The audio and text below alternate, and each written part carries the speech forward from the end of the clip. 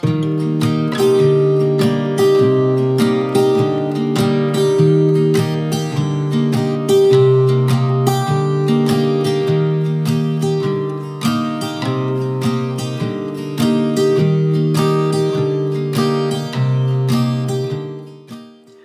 everyone, welcome to my channel. My name's Missy. I am a mom of one right now, a 21-month-old, and I am currently 7 months pregnant, which means now I'm in my 3rd trimester, and I'm 28 weeks as of yesterday.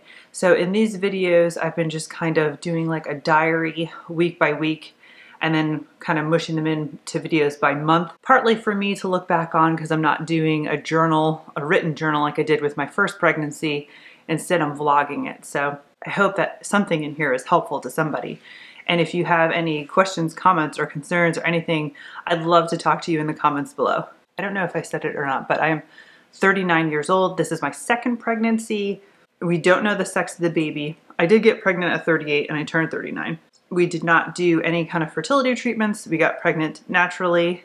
Very lucky. I am definitely counting my blessings. So we were on, like I said, week 28. We're now in month 7. And I'm in my 3rd trimester. So I am feeling bigger, obviously. And I did have a couple little things that popped up. I don't know if it popped up where I talked about it in my last video or not, but I had right next to my belly like this stretching, really acute, tight pain. It felt like tearing. It felt like my skin. It never felt like internal. And I do have a scar next to my belly button, and it stretched with Paul, no problem, but for some reason with this pregnancy, when it stretched, it was really bothering me. So I just got my belly butter. I wasn't using it as vigilantly as I probably should have. So now I started using that at night and in the morning, and that seemed to have helped that issue.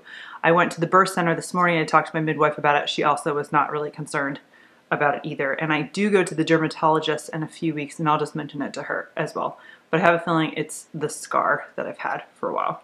The other thing that was slightly alarming, and I'm glad the timing wise happened yesterday, but yesterday I was just on my feet all day. My usual routine is to be on my feet all day, and then I sit down at the computer, do some stuff, and then I usually try to lay down and take a nap while my son is napping, or at least lay down and just rest. And during that lay down period, I can usually feel the baby kick like crazy. So yesterday, I didn't get that lay down period. I was doing too many things. And then, you know, we had dinner, whatever, got everybody ready for bed. It was like 9 o'clock. I was laying in bed, and Matt, my husband, just asked how the baby did that day. And it kind of dawned on me. I didn't say anything to him because I didn't want to freak him out. I didn't remember the baby really moving. And usually when I lay down at bed at night, the baby kind of kicks around like crazy. And then when I get up in the middle of the night to go to the bathroom and lay back down, the baby goes nuts. I didn't really feel any of that. So this morning, I didn't tell Matt again because I didn't want to freak him out. I knew I was going to the midwife appointment. So I laid there while Matt was in the shower and I was in bed, and I could feel very slight movements, but not a lot. So he went to work. I texted my girlfriends and they told me to slam some really cold juice, or I actually had Coca-Cola. I don't usually have that for breakfast, but I had a glass of Coca-Cola, and then I had one of those little Debbie Christmas tree cake things, like total tons of sugar. I ate both of those, waited a few minutes, and I could feel the baby moving around. So the baby was okay in that aspect. We went to the birth center, and the heart rate was normal. She felt the positioning. Baby is across my belly with his little butt, or her butt, on my right side. So not the most ideal birthing position, but we still have plenty of time. So she was thinking maybe the baby's just in a weird position. But as she was getting the heart rate, which was normal, I can't remember what she said it was, 130, 135, something like that. It was totally normal. Baby was kicking the little orb thing that she was using. So baby seems to be okay. As I was driving there and back, baby is okay. Paul, my 21-month-old at the appointment, on the other hand, was a little night terror. He was just all over the place crazy, but we survived. I'm exhausted. I'm not doing a lot today. I'm doing this video and then I'm gonna go lay down. So I used a bunch of apps. One of the ones I like is the What to Expect When You're Expecting app. And baby is the size of a head of lettuce right now. And let's see what it says about baby. So again, according to the app, at 28 weeks, baby is about 2¼ pounds. They're almost 15 inches long, It says baby may start dreaming. What does it say about me? Besides I'm getting huge. You may get tingling leg pain. I have not had that. I am getting more and more uncomfortable, that's for sure. Sensitive skin. Haven't really, well, except for that scar issue. Just kind of really nothing exciting about me. What else? What else? The pelvic pain I'm kind of getting at night. I notice when I get up to use the bathroom in the middle of the night, when I'm walking from my bed to the bathroom, my whole pelvis is very stiff. I remember that very vividly with Paul. It was to an extreme though. It would bother me during the day. I'm a lot more active than I was with my pregnancy with Paul. I had a desk job at the time. So I'm hoping that is at bay a little bit because that was really, really bad. So the midwife did ask if I ordered the home birth kit, which I do. And then she just mentioned that in the book that my birthing center gives me is a whole list of other things like towels and whatever trash bags that she would recommend start gathering and keep in a laundry basket in my room or wherever I plan on giving birth, which is going to be my room, just so that's ready to go. Back in the day before COVID and when I was pregnant with Paul, we weren't planning on a home birth, but I'm almost positive I remember them talking about that they would come to your house and do like almost like an inspection on like where the baby was, where you plan on birth and make sure that everything was there. So I'm taking a wild guess they don't do that anymore. She also told me that when I was pregnant with Paul, the appointments used to be an hour long and now they're a half hour long. They have like twice as many midwives and it's like super busy when you go in there. My appointment was at 11:15. I didn't even go back till 11:50, so I had to wait a really long time. But that was my fault for not getting first appointments. I usually try to get the first appointments whenever I can, so I don't have to wait, especially with Paul, because then it's just a race to get home for his nap time. So anyway, yes, it was an exhausting day at the birth center, and I am officially now going to the birth center every 2 weeks. So my next appointment is on Christmas Eve, and that is my glucose test. So I have the glucose water, drink, whatever you want to call it, and instructions with me already. So I don't have to go, I know some places will make you actually go to the facility, drink it there in front of them, and then you have to wait the hour, take the blood work, and I think wait another half hour after the blood work, I think, something like that. But they gave it to me and they said that I could take it as long as I'm a half hour away from the birth center. So I have that. Matt hopefully will be able to go with me so I don't have to do a little Paul by myself.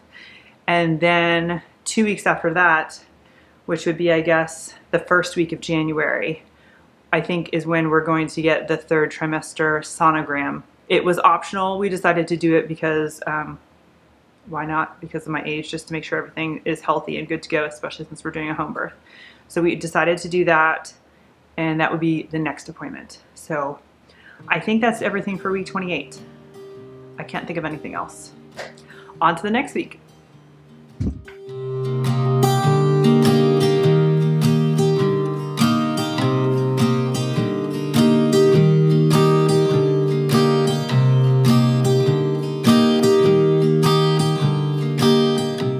Hi friends, so we are at week 30, which just happens to fall on Christmas week. It is December 23rd right now, so it's Christmas Eve. And it's just been, you know, crazy. I'm kind of ready for the holidays to be over.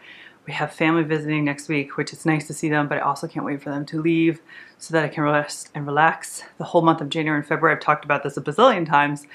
I don't want anybody at the house overnight. I just need time to relax. It's unfortunate that my sister-in-law wanted to come visit in January, and I was really thinking about it, but I was like, no, I need that time to relax. It's been a crazy busy fall and winter, especially with my morning sickness was out of control till like September. And then it was just, it felt like at least twice a month we were either going somewhere for multiple days visiting people, or people were coming here for multiple days visiting. Matt had surgery. Mo's nose was bleeding. It was just craziness. So I need nothingness for like 6 weeks. I have a feeling the baby's coming mid-February if I had to take a wild guess. So I'm going to start doing weekly appointments soon. I know it. So I need to relax. So that is going to be the motto for the New Year's. But anyway, I didn't post a video last week and I just wanted to talk about that really fast. So last week, week 29, I had my sisters here, which is great. I love them, love when they're here. My anxiety ever since I got pregnant is up when we have people over, just kind of like it's nothing against them. It's just people in my space. I've become very like, I don't even know the word, like extremely just, I don't know if shy is the right word. I can't think of the right word to describe it. I've just been really into like my own space and just being really kind of reserved, and it's hard to do that when you have family over. Granted, these are my sisters, like, you know, I didn't even really clean the house when they came over because I'm so relaxed, but at the same point, I get a little bit stressed having people in the house right now when I'm pregnant. And then if you saw my post, Mo has had this dry nose issue and had blood going everywhere, and it was like spurting blood. It was really stressful. And then there was the same day, family members wanted to, you know, they had talked about coming down for extra days or something, and it was just so much. And I had so much anxiety, and my insomnia came back. I mean, we went to bed at like 10, 11. Matt was out like a light. I just laid there till 2 a.m. And then I had a massive panic attack. And it was probably because mostly I was laying down, but I was just super congested. I could feel the baby going crazy. I kept getting up to try to stop crying. And then when I laid down, like, it's part TMI, but I think like the mucus was draining in my mouth. Like it was just very like mucusy in my mouth. And I like really couldn't breathe to the point that I had to wake Matt up. I usually have my panic attacks privately. I usually go in the shower, in the car, I hide. I don't like having them having that around people, even my husband. So for me to wake him up was like a big deal. And he, like, I couldn't even say the word panic attack for like 2 minutes when he was asking me what's wrong, because I just couldn't even get the words out. It was bad. So, and I had talked about mental health before. I haven't been going to my therapist because we've had, you know, people over or parties, and things have been just crazy. I did go this week though. So I'm trying to prioritize that, and it had been a month since I'd gone to therapy before that. So I do have extremely high anxiety. When I talk to my therapist and work things out, it seems to help, but just getting, you know, insomnia at night from all the anxiety and stress that I'm going through right now is really hard, because then during the day I'm very tired and I have to deal with a toddler, and it's a lot. So I was just not up for filming an update because I felt like I was going to cry. To be honest, I'm getting like a little emotional right now talking about it because it's a really hard subject. I actually did a video about my postpartum anxiety, probably one of the video I'm most proud of, and has probably like the least amount of views, because who wants to hear about somebody's anxiety problems? I get that, but it was like very therapeutic for me to make that video. I'll link it below if you're interested. But anyway, I'm starting to feel a little bit better. It's the holiday stress. I've gotten like all the holiday checklist things done, like cookie trays are done, everything's wrapped. It's kind of just waiting. I'm trying to keep Christmas dinner very low key. Like I'm not really making a lot. We have a spiral ham, frozen mashed potatoes, like vegetables, crescent rolls, nothing fancy. It's just us. And then we'll have family. Matt's parents are coming for 3 days. My parents are coming for 3 days. And then New Year's, it's just us hanging out. So I'm hoping to keep this very low stress. On top of that, I was supposed to have my glucose test this week, and I'm glad things worked out the way they did. But my birthing center has like 6 midwives. 2 of them tested positive for COVID. 1 of them was symptomatic, 1 of them was not. The one who was not symptomatic was the midwife I was seeing. So they called me Friday evening to reschedule. When I called them back, they were closed. So I had to call them back this Monday to try to, like, you know, work something out. I really want Matt at that appointment because just dealing with Paul is just a little stressful. I mean, I can do it, but it would be preferable if Matt was with me. So we were trying for all these days, and then, you know, the only days they had available is next week when our parents are here, and I don't want to do that when my parents are here. So we pushed it to January 6th. I actually got one of the midwives on the phone and was just telling her I'm fine physically. Physically, I'm fine. You know, baby's kicking. I'm not worried about. Pretty much when you go to the birth center, you just talk through any issues you have and they listen to the heartbeat. That's pretty much all you do at this point. So I said, you know, baby's kicking like crazy, so I'm not worried about the baby not being active by any means. So she was like, if you're comfortable with it, that's fine. We'll skip it. So my next appointment is January 6th. That's the glucose test. We were going to do a 3rd trimester sonogram. I don't know if we're going to go ahead and do that or not, just because it just takes longer. I don't really need, it's like one of those things where it's not necessary, it's if you want it. And it was kind of like, okay, that'd be cool to have. But at this point, I'm just like, it's an hour drive to the birth center. And the last time I was there, I was waiting for 45 minutes because it's just packed now. There was like nobody there when I went with Paul. And now there's so many people interested in midwives and, you know, non-traditional hospital births, which I think is amazing, but it's just, it makes for such a long day. So I'd really just like to like go there, get my stuff done, and come back home. That's the kind of vibe I'm going for, but I'm sure Matt's going to talk me into it. So that's what's going on with that. And then we pretty much go to weekly. And I need to start preparing for the home birth too. So in addition to, I said there was a home birth kit that they wanted me to order. I have that. I'm going to do a separate video on that.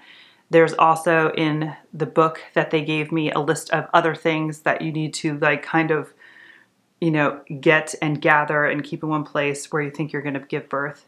So I need to do that probably January. I'm not even going to try to worry about that with house guests. We'll do that. We'll do that in January. I'll bring you guys along and show you everything that I'm doing. Let me grab my phone and we'll see what baby's doing. Okay, so what to expect when you're expecting. I am 30 weeks. Baby is as big as a bunch of broccoli, approximately 16 inches and 3 pounds, and we have 10 weeks to go. I don't think I'm gonna last 10 weeks, but we shall see. Let's see. At this point, baby will be growing at roughly the rate of ½ pound per week for the next 7 weeks. Interesting. Baby's brain is getting bigger. Bone marrow is making red blood cells. Interesting, interesting. What's going on with me? See, it starts with they're back. Many of your early pregnancy symptoms you thought you put behind you may be coming back to haunt you, at least to some extent. Like the needing to pee all the time, which I do feel like I have to pee all the time, but I'm also drinking a lot of water. Tender breasts, that really hasn't happened to me. Fatigue, definitely. Pregnancy heartburn. I haven't been getting heartburn, but this is probably really gross. But when I lay down at night, we kind of like lay down and chill and like watch TV or whatever in bed, and it's not uncommon for me to just like burp. Like I haven't even eaten recently, but I'll just start like belching or like get the weird like random hiccups like 3 or 4 times and it stops. So I guess that's indigestion. That just kind of started. It's kind of funny. It's not bad. And I'm getting extremely tired. So I usually we do lunch, Paul goes down for a nap, I do a couple things, and then when he's been out for about an hour, because he's been giving me, knock on wood, about a 2-hour nap every day, I lay down and watch a Hallmark Christmas movie. Most of the time I fall asleep, maybe for even just like 20 minutes, but that's enough to like carry me through to the night. So I am getting very, very tired, especially those nights where I have insomnia. I've been leaning on caffeine and coffee way too much. I'm not overdoing it. I have my no more than, I think it's like 2 cups. I usually just have like a cup in the morning. Most days I have decaf coffee, but there's been a couple days recently where I've had caffeinated coffee. That's all I got. That's all I got for week 30. So I just wanted to update you on what happened last week, how I'm feeling this week. I'm still okay, a little stressed out. Not as stressed out as I was last week, but getting there. I just need to, the way my brain works, accomplish a couple more things. So I have done Zippo with the baby room. I need to do something in there to feel accomplished in January. I'm assuming February I'm not doing anything. So anyway, that's all I have for week 30. Happy holidays. I'll see you next week, week 31.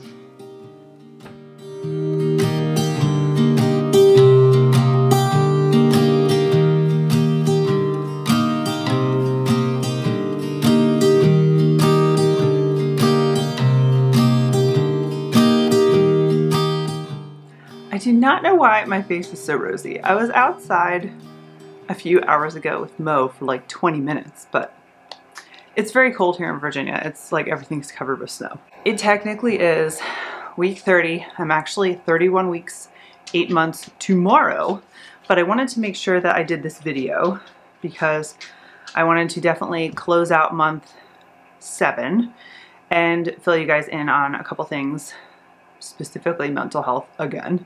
So what have we got going on physically? I'm huge. I feel huge. I'm definitely, my energy level is like going down. I'm getting very, very tired.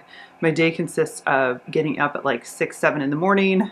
I do breakfast and I have like power hours, maybe like 2 or 3 hours in the morning where I can get a lot of stuff done. I have energy. And then it's like 10, 11, it starts tanking a little bit. We have lunch, Paul goes down for a nap, and I just finger cross that he takes a nap. 9 times out of 10 he does.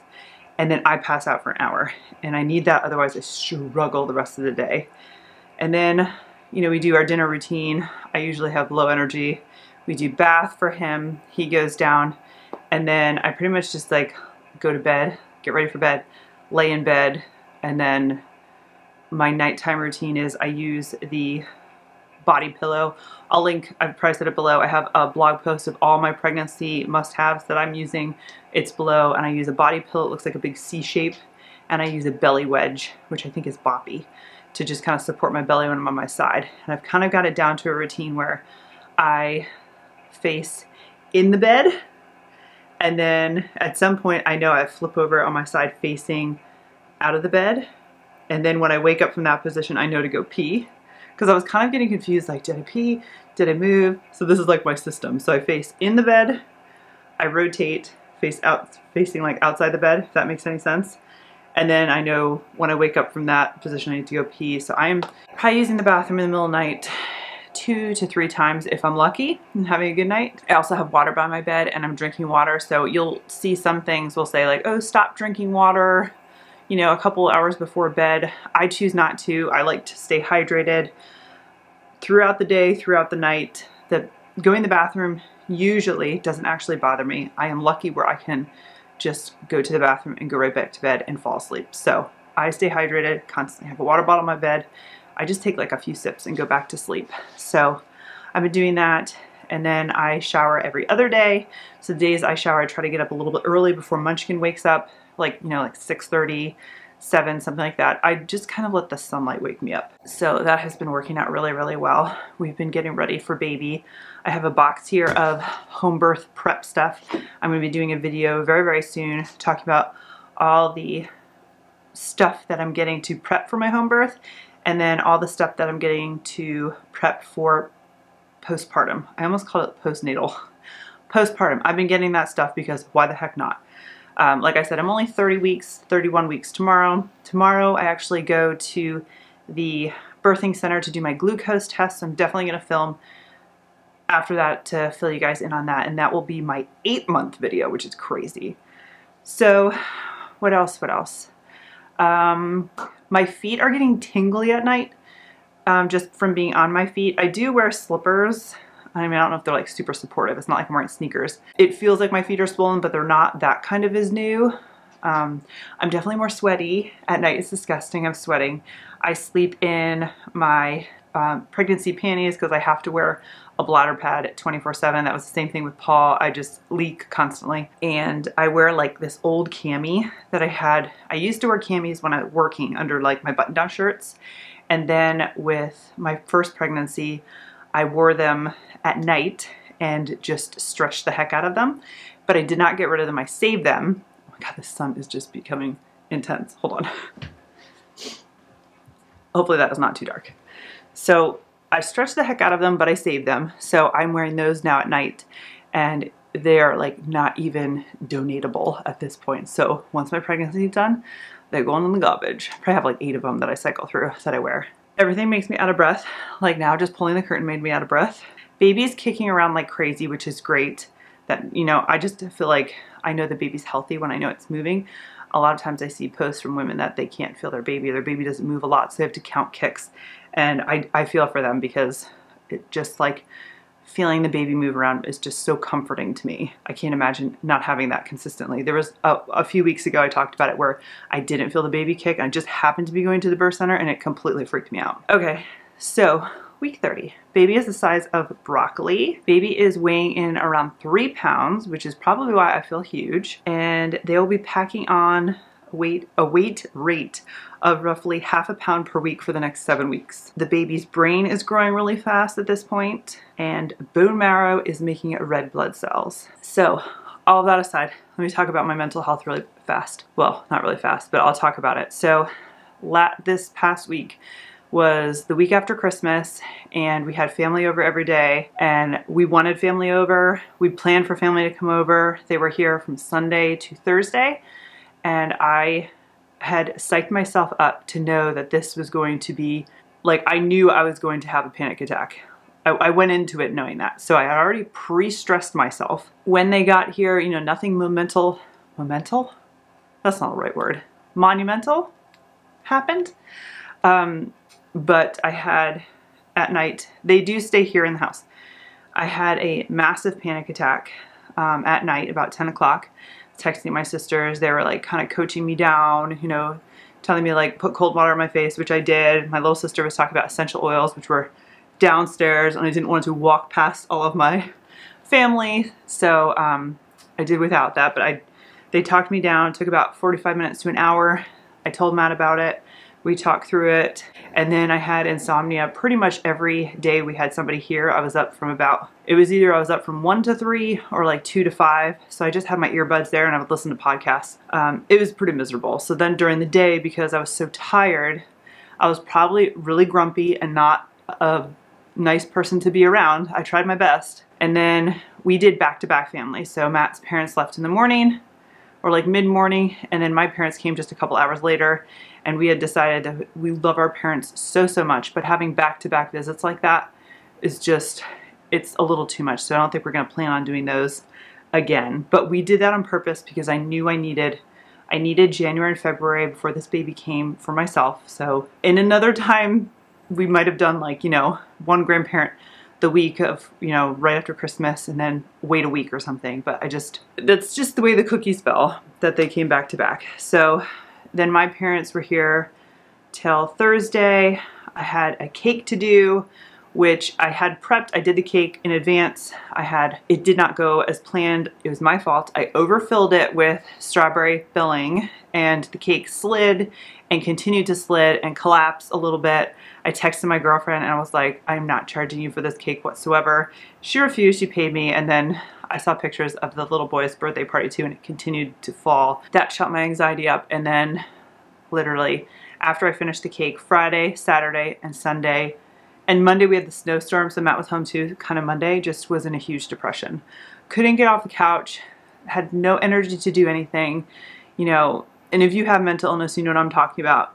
You just put on that facade, that avatar, that different character, happy person, to play with Paul, to make sure he didn't notice that something was wrong with mommy. I mean, I did the best I could. I'm starting to feel a little bit better now. Tuesday, Matt went back to work because of the snow, and I was able to get through some of my checklists. I don't know if I've mentioned this, I'm sure I have. I also have ADD, so the way I do things is kind of a little bit differently. You know, instead of just like clean the kitchen as a task, I have like clean the counters, clean the dishwasher.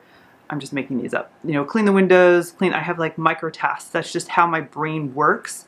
So I had all these backed up micro tasks from not doing anything the week my parents were here. And then that whole weekend I was just, you know, vegetative state. So my mental task list, which I do have on my phone, was just out of control. So I organized it. Some of the tasks, like my zone cleaning, completely pushed those to May.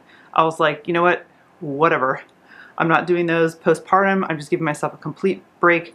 So I moved all of those to May 1st. Zone cleaning, super duper fast, is just where I take non-everyday cleaning and I just start from top to bottom in all these different rooms. It's kind of the Fly Lady system, but I took hers and just chunked it down even more for my brain to process. So it's literally like every room pretty much is a zone in my house, which is not the Fly Lady system. And then it's like I clean like ceiling fans is one thing, and then like, you know, a month later I clean like the walls, just like dusting them, and basically make my way all the way down.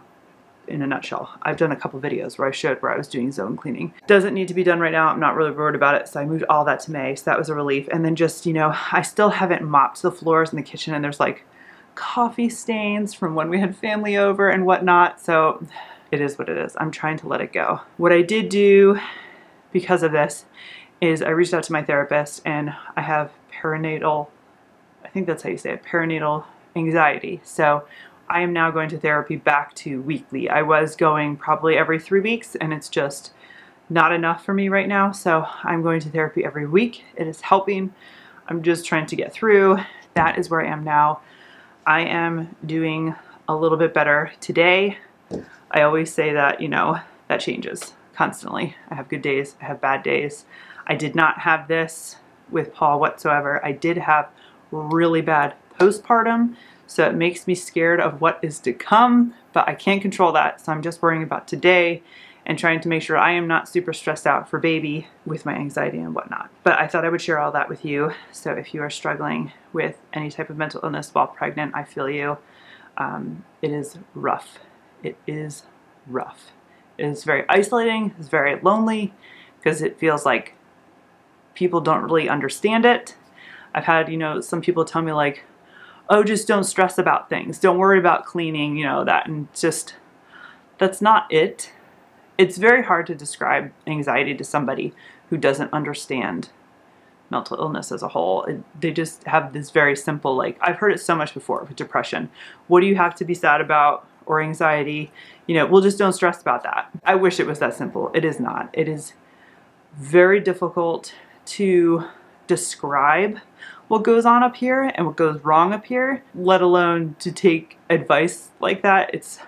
You almost could see it as insulting. I know a lot of people do. I just try to brush it off because I know a lot of people don't understand mental illness. Anyway, I have these next few weeks to myself. I hope to just film, edit, go back to a schedule. I like my little schedule, everything to be just kind of, you know, checking boxes and whatnot. And then we're gonna have a baby soon. Another little baby, so that's exciting. So anyway, that is everything for month 7. I think I might have skipped 1 week because of the holidays, but I was trying for every week. So if you like videos like this, give this a thumbs up. Subscribe if you haven't. I'd love to see you hang around. Leave me some comments below if you have anything to add, and we will see you for the next month update.